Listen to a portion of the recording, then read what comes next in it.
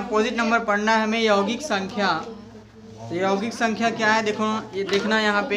यौगिक संख्या की जो डिफिनीशन होती है ये कहती है the numbers which is not only divisible by one and itself but it is also divisible by other.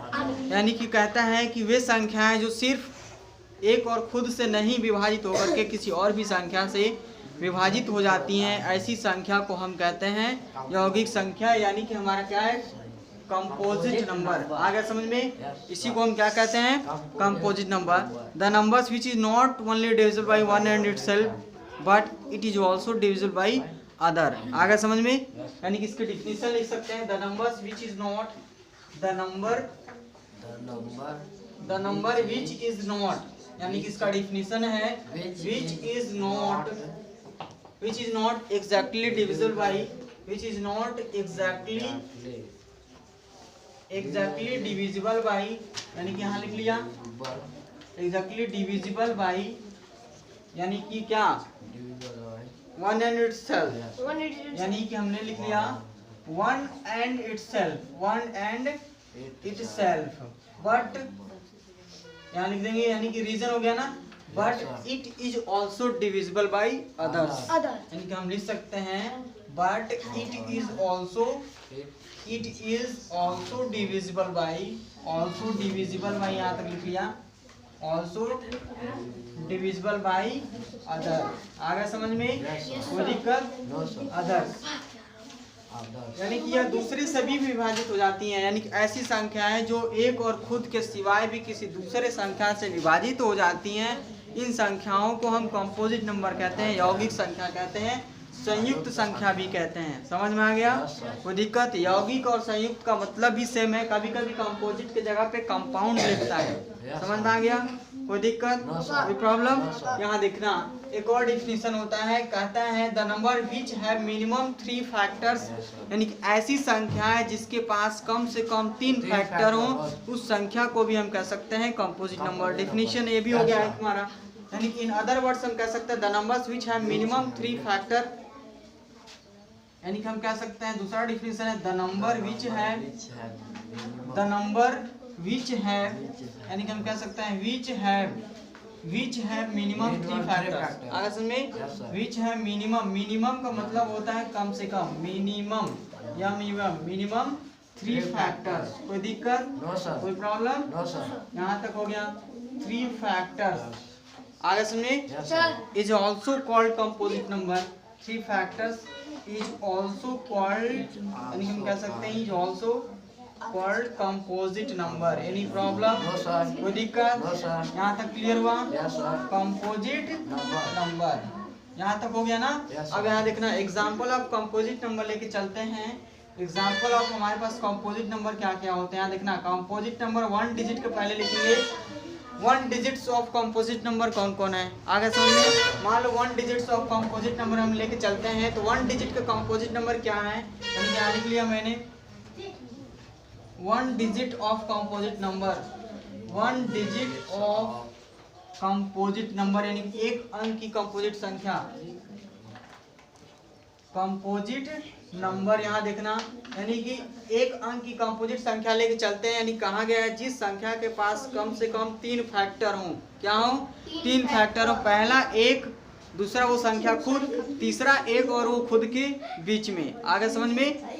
यानी कि देखना, जैसे मान लो हमने कहा एक का क्या है, एक ही फैक्टर है ना, एक का तो एक ही फैक्टर है, यानी एक क्या है हमारा, यूनिक नंबर है। यहाँ तक कंफर्म हुआ? कोई दिक्कत? कोई प्रॉब्लम? जैसे कि मान लो मेरे पास आ गया 2। आगे समझ में? 2 के कितने फैक्टर है, यानी कि 2 को विभाजित करने वाली कौन कौन सी संख्या है? पहला एक है और क्या है, दूसरा वो नंबर खुद है। लेकिन डिफिनीशन क्या कर रहा है, कर कम से कम मिनिमम 3 फैक्टर हो। क्या हो? 3 हो। इसका मतलब 2 क्या है, कंपोजिट नंबर नहीं है। आगे समझ में? क्या इसका मतलब 2 क्या है, यौगिक संख्या नहीं है। हम आज अब 3 लेके चलते हैं। 3 के कौन कौन से फैक्टर हैं? 1 and number itself, 1 and number itself, यानी कि जिस संख्या के फैक्टर 1 एंड नंबर इटसेल्फ होते हैं वो प्राइम नंबर हो जाता है। आगे समझ में? उसको हम रूढ़ संख्या कहते हैं, यानी कि 2 और 3 क्या है, रूढ़ संख्या है। समझ में आ गया। अब इस लेके चलते हैं, क्या है मेरे पास 4 है। अब देखो 4 को डिवाइड करने वाली कौन कौन संख्या है, 1 है, 2 है और क्या है 4 है। यानी कि क्या है, इसके मिनिमम 3 फैक्टर हुआ कि नहीं हुए, आ गया। यानी 4 is exactly divisible by 1, 2 and 4। आगे समझे, it means that 4 is a composite number. कोई दिक्कत, कोई प्रॉब्लम? यानी 4 क्या हो गया, ये कंपोजिट नंबर हो गया, कंपोजिट संख्या। यानी एक अंक की पहली कंपोजिट संख्या क्या है, 4 है।